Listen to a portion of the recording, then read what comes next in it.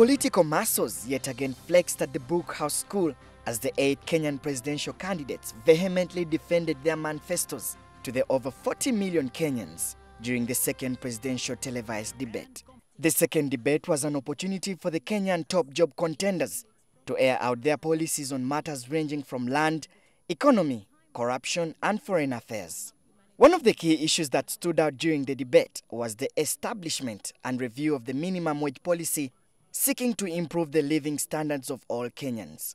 It is a question of having strong labor movement, creating an enabling environment for labor movement to thrive so that they can have the strength to negotiate with the industry. We need to have a dialogue, a tripartite arrangement where you have got the unions, the employer, and the government talking about this so that we really know what is the cost of living in the country today and what should it be.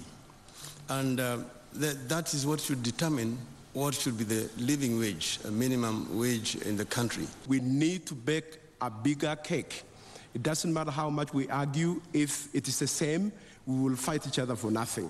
Number 3, let us make sure payment is based on productivity. If you do more, then we pay you more. A key highlight of the debate was the question posed to the candidates if they would slash the salaries of people in top positions to reduce the country's expenditure. At the moment, the current expenditure is just too high. We are just consuming. We will actually recommend not just a freeze, but reduction. And I will begin with myself.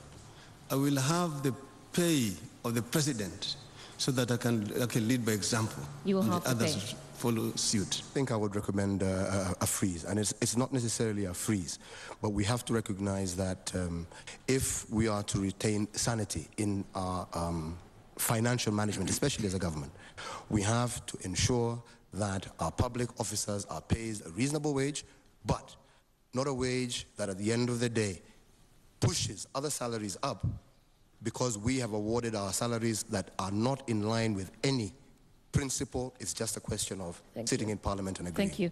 My government will recommend not only a freeze, but an overpayment. They have to pay it back. Yeah. Political analysts feel that Uganda has a leaf to borrow from the debate, viewed by many as a big step to democratic governance in Kenya.